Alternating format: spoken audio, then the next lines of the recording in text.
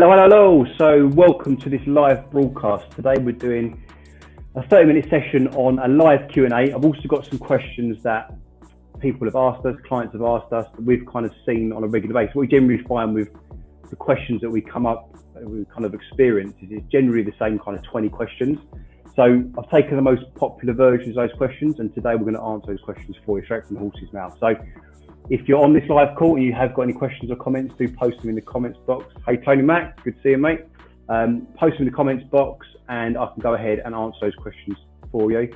If you run out of time, we can obviously do it on the next one. So let's get straight into get cracking. So one of the things we get asked on a regular basis is, you know, why has all the stuff I've done in the past not worked? So I've tried so many solutions. This is about weight loss specifically. I've tried so many weight loss solutions, but nothing works for me long term. So potentially these people have experienced short-term results, you know, whether they've seen results over 2, 3, 4 weeks. But unfortunately, kind of one or two things happen. Either they stop completely or they carry on with that solution and it just stops working long term. So there's a lot to be said for getting those short-term goals, but effectively we want to carry those results on for the rest of time.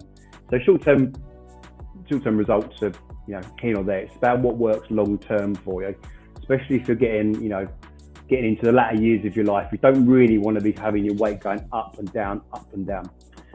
So effectively, in answer to that question, there's kind of 3 pillars to how you get results.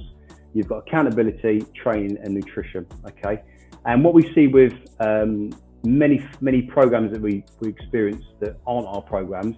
Just to give you an example, hey Mark, just to give you an example. Let's try a protein shake diet. So like a slim fast or, you know, any other version where you're just on protein shakes.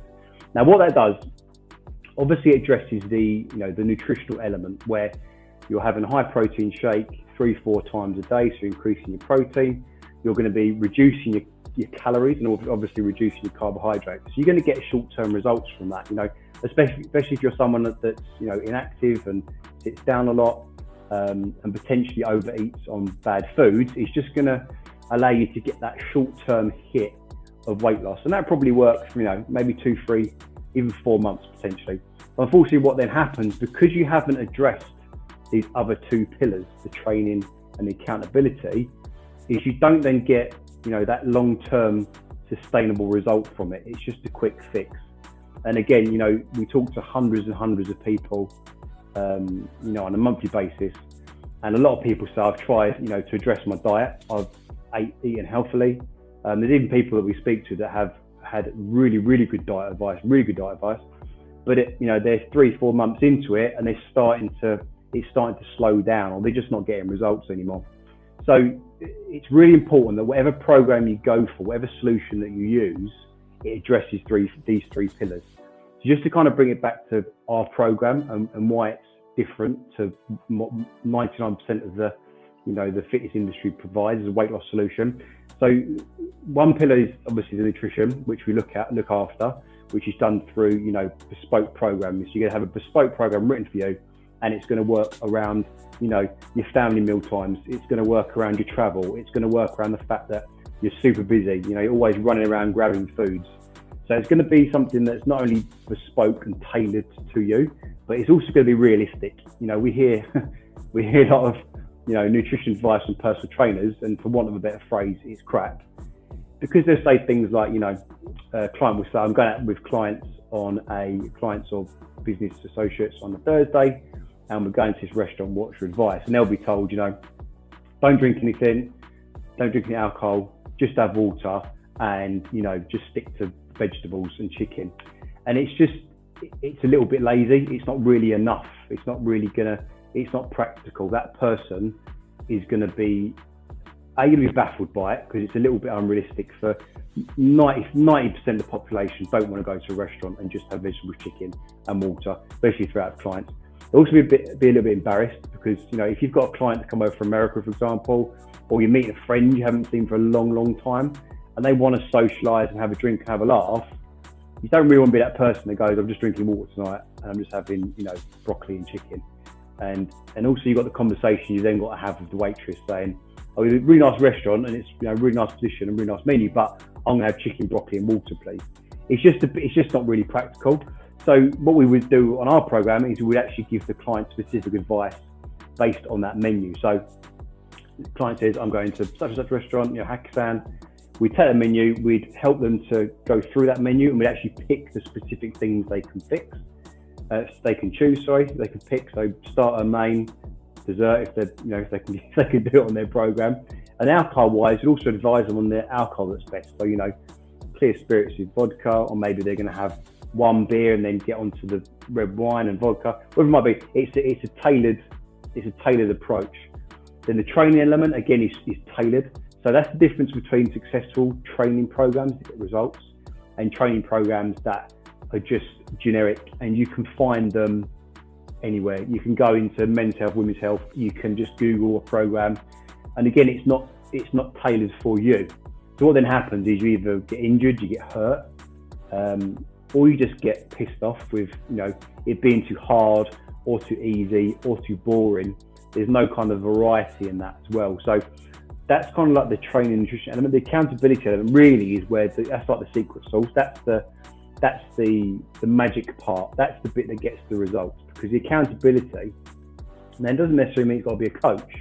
It could be a training buddy, and you've got your own specific WhatsApp group where you communicate with each other, you hold each other accountable. So I'm going to go for a run on Saturday, you both say it and you both hold each other accountable. That's accountability.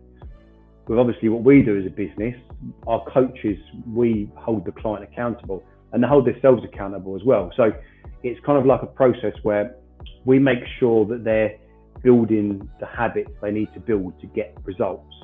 The way we do that is we make sure that when they're just with the food side of things, they'll post photos of their food into the group, breakfast, lunch and dinner. So we give them feedback, and also that becomes autonomous. So the client's used to putting their food into that group. And what happens is slowly, they really start to kind of digest the nutritional information, so it's not too heavy, but also they're being held accountable. So when they're choosing their food, when they're going to the fridge or making whatever, they know that there's going to be us in the background looking at it, making sure it's right. That's the kind of the nutritional element. Then you've got the training element, as in, okay, you've got to do 20-minute sprints, Monday, Wednesday, Friday example, or you've got to do a bike ride or swim, whatever it might be. And again, they've got to show us they're doing that workout. If it don't show us they've done the workout, then obviously we're going to say what's going on, why haven't done it. And it would be, that again becomes like an autonomous thing, because they know we're going to ask, they know that they need to do it. And it's kind of like this transactional thing where they're like, right, I need to put this in because the team's going to be asking me in a minute.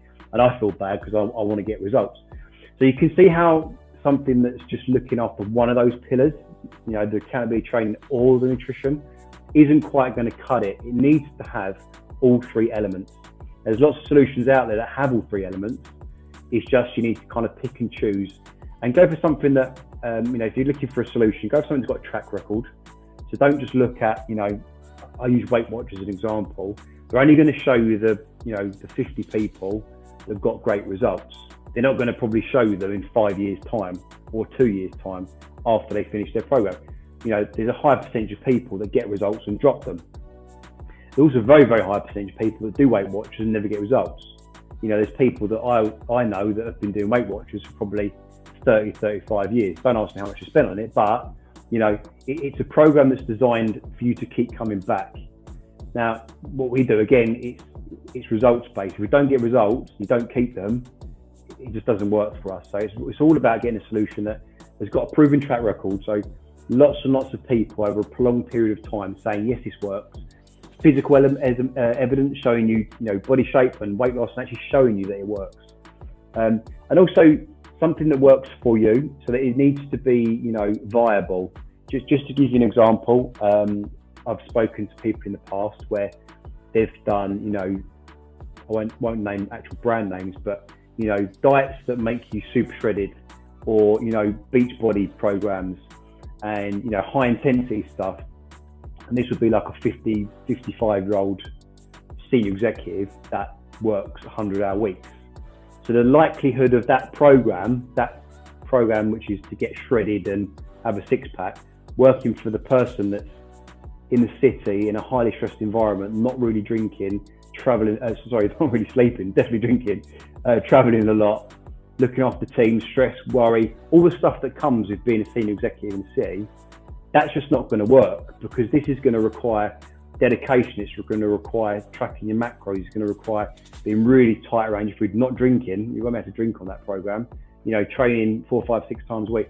So you can see how when you try and choose the generic stuff, it often doesn't work with your situation. So when you are choosing a solution, make sure you choose something that's got a proven track record, and works your situation. So if it's called the get shredded diet, and you're that kind of person I've just mentioned, it's probably not going to work. Same thing as if you're doing, you're a working mum and you're busy, and you choose a program called, 22-year-old girls that just train all the time and don't eat. That's not going to work for you. So it's very important whenever you read about a solution, make sure that it resonates with you, because generally you'll find, if what you're reading in front of you and the videos and the people you're hearing on those videos, they're like you, it's because that company's made a lot of time and effort in building that around your specific, type, your specific situation, your time constraints, responsibilities. So just make sure that, I think when you're trying to find a solution, it's about doing due diligence, right? A lot of people waste a lot of money on stuff that will never work for them. So just make a little bit more time and effort around finding something that resonates with you. And, just like you would if you went and bought a car, or, you took a holiday, you'd spend more time checking out the car on the holiday than most people check out, actually looking into the solutions they're paying for. Cool. So I've got a couple of questions here, but I'll just kind of rattle through the ones I've got, and then we can maybe hit those at the end. So a question we often get is, why do I always give up? Why do I always get to, second week? I mean, sometimes it's the first week of a program.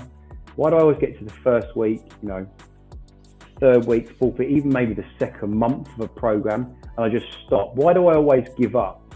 Again, it's something we hear a lot, and it's probably not your fault. It's just that you haven't been given the information you need to understand how to get over that. And again, this is why we have Truth as a business, because we understand this stuff. We understand the answers to these questions.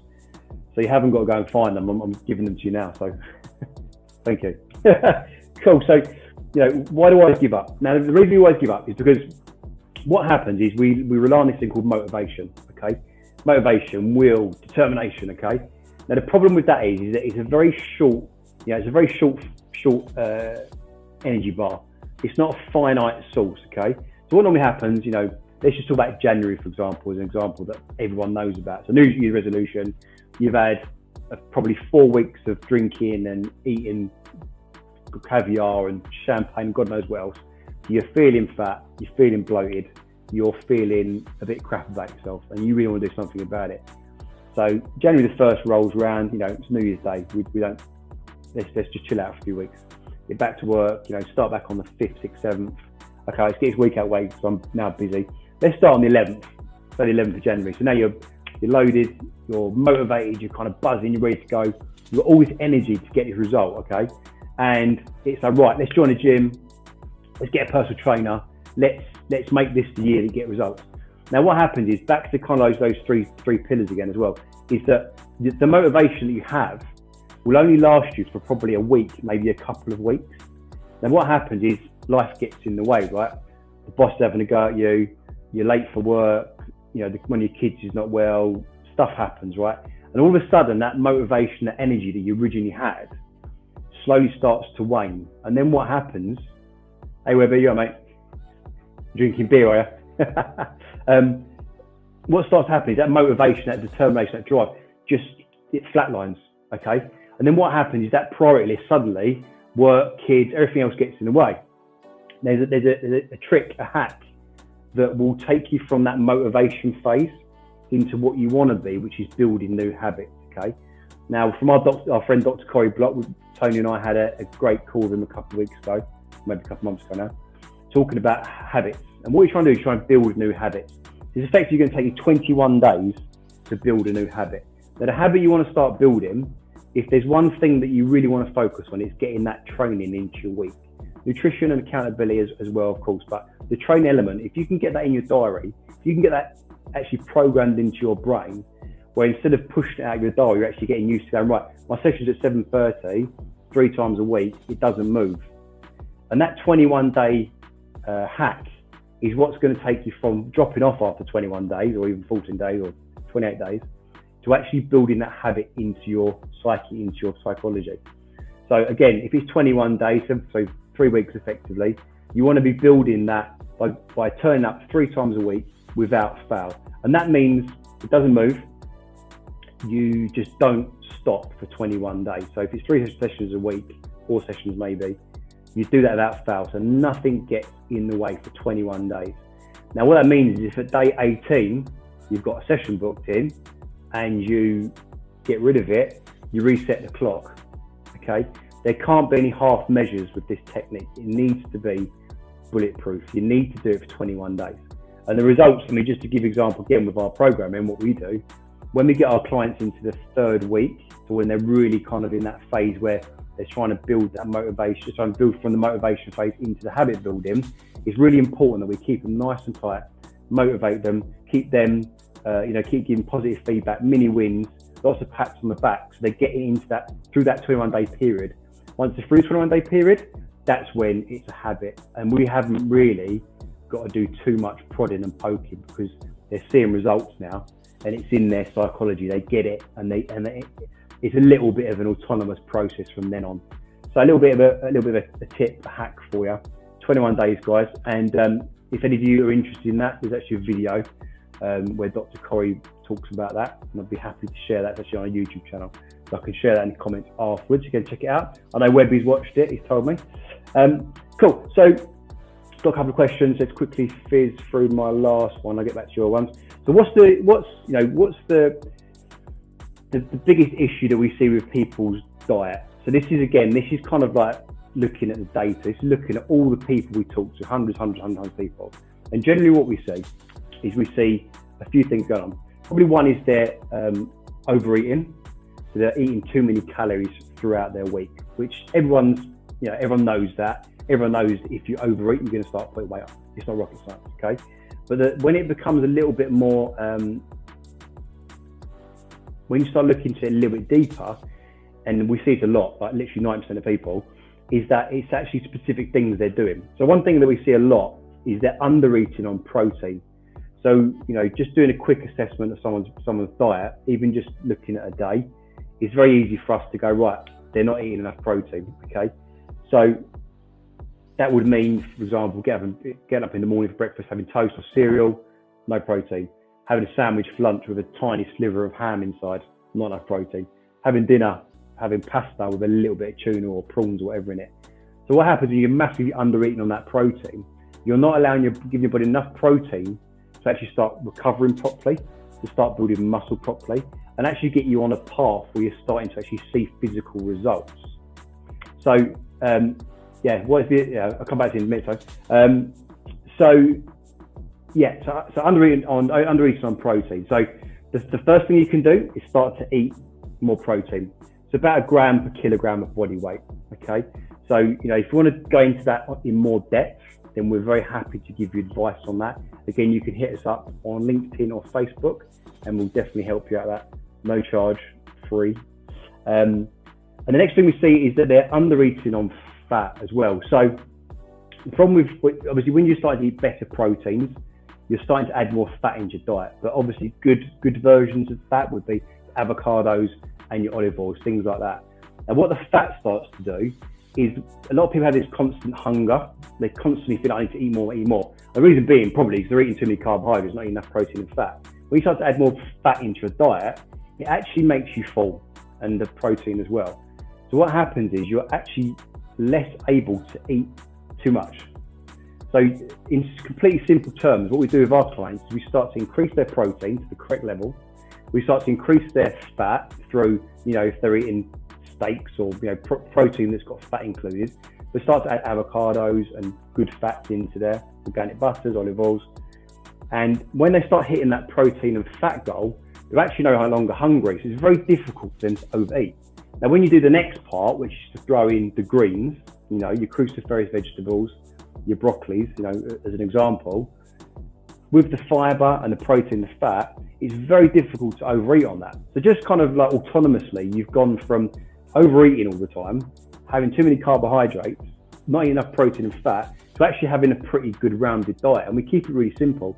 And it becomes really, really difficult to overeat because you're having enough protein, enough fat, and green vegetables.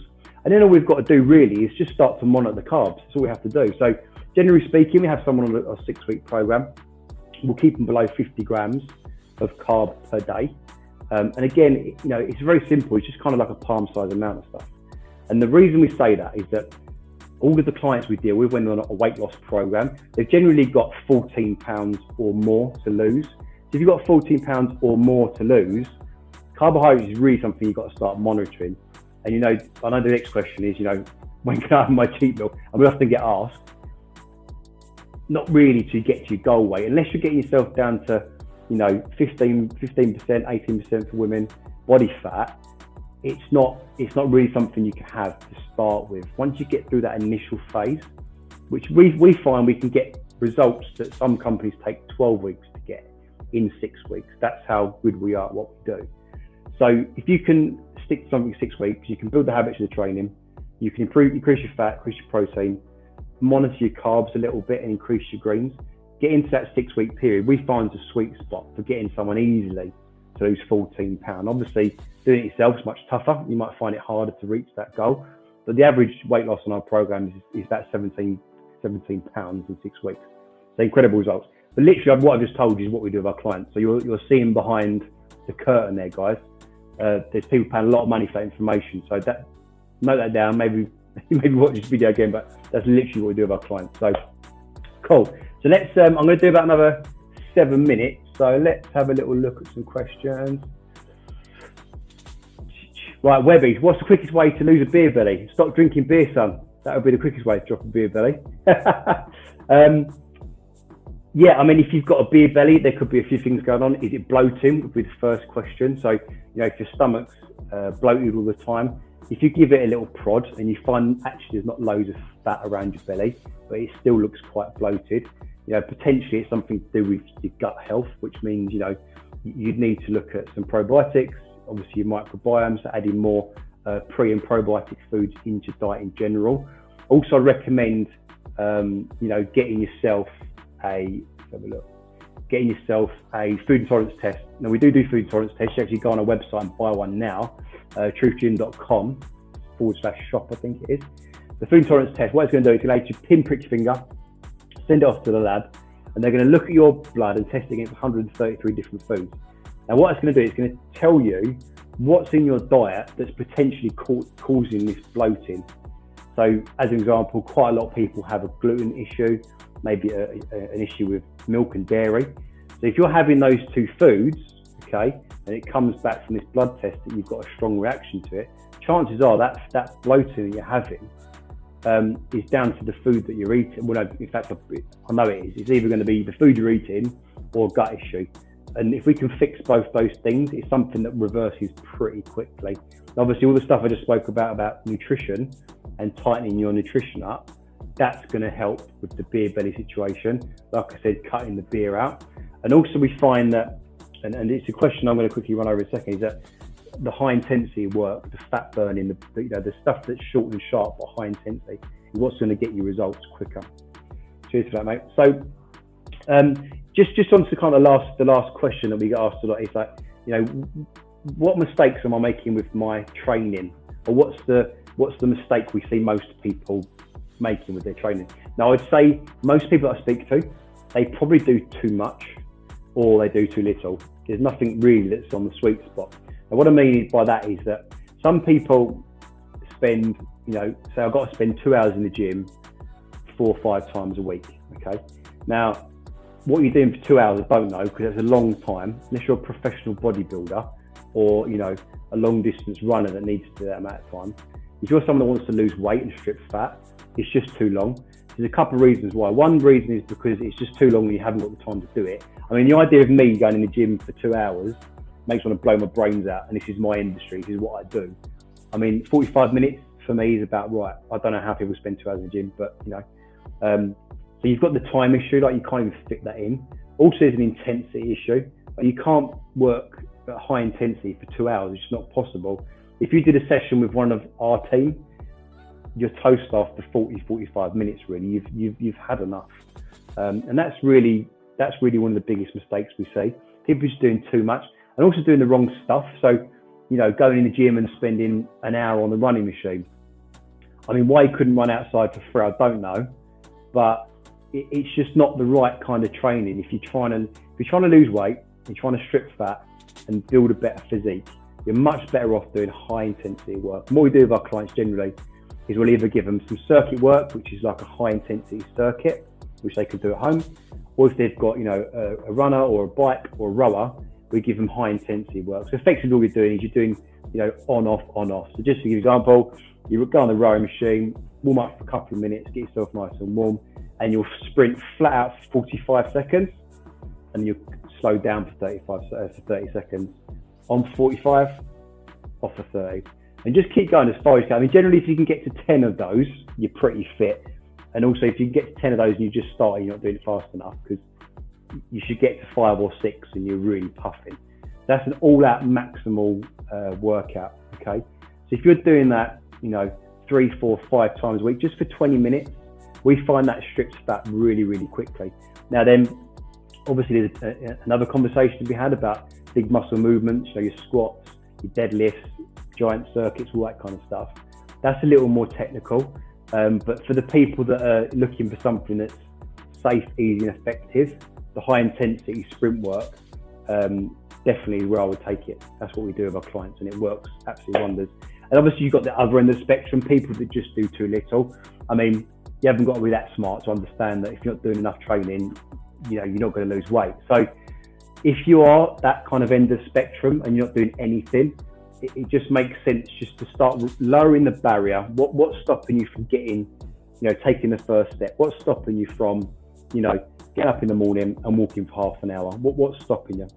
Well, probably it's because there's like a barrier in your brain. It's not that exciting or enjoyable. You're not going to get that much mental enjoyment from the idea of waking up at 6 in the morning when it's raining and cold and getting up and walking. I get it. It's not fun. However, if we can bring the barrier from you getting results, from you going out walking daily, to you just getting your trainers on, to you getting out of bed and doing it, we can start making it a little bit easier for you to start building those habits and start making it happen. So just to give you an example, let's say on Monday, you say, right, this is the week, I'm going to start taking action and start moving my body. Okay, so let's say you've got a really busy day and your day starts at 7:30. Tony's got 2 beer bellies, Webby, you reckon? So you've got a really busy day, you start at 7:30. Like most of our business clients, they're really busy. Once 7:30, 8 o'clock starts, emails are on, it's phone time. It's very, very difficult for them to start training at 11, 12. It ain't gonna happen, trust me. Evenings ain't gonna happen. So how do we get you from, being in bed, looking at your alarm, to actually getting up and doing it? So let's just start with the first bit. Let's get your trainers on Monday. Let's get your trainers and your tracksuit next to your bed. All right, so that's your first step. Say Monday comes, shit, I've missed my alarm, it's not happened. That's fine, but today you took the first step, right? You put the stuff next to your bed. Okay, next day, right, let's take the next step. Okay, right, so my trainers and my kit's there next to the bed. Next step, when the alarm goes off, I'm going to stand up. All right, so this time you've got trainers and your kit ready, you've stood up.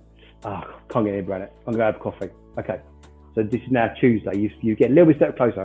Wednesday, what's the goal? I'm going to put the kit on today. The kit's going on, I ain't having it any other way. The kit's going on the body. So your alarm goes off, stand up, put your kit on. Okay, it's pissing down rain, I can't bother. I'm going to have a cup of tea and a croissant. Okay, right, but you've taken the next step. So by Thursday of next week, which is only a few days away, we can take you from doing absolutely nothing to at 6:30 in the morning and you're standing there in your kit.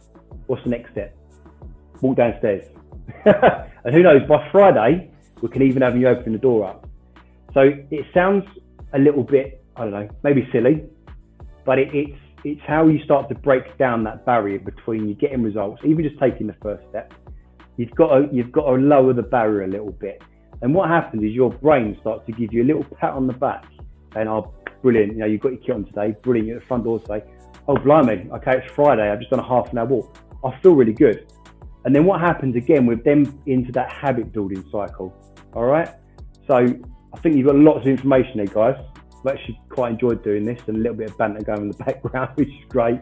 So I'll stop it there. If you have got any other questions, I think maybe we'll do this again next week because it seems like quite a good little feature. Maybe we'll get the one and only Antonio MacArthur on the next one, who knows? Or maybe even Craig, that'll be a long one. And it's maybe the next Friday. Any questions you've got, guys, ping them over. Facebook, LinkedIn, even YouTube, obviously email as well, cameron@truthgym.com. And what I'll do in the comments below this, I'll also stick that video I spoke about, which Dr. Corey and me and Tony did a couple of months ago. Right, cheers guys, see you later.